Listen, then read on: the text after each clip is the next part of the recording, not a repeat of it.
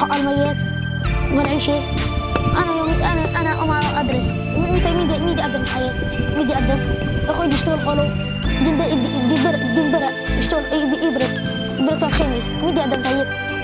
ما في أبوي ما بيحسن يشتغل، أبوي ما بيحسن يشتغل.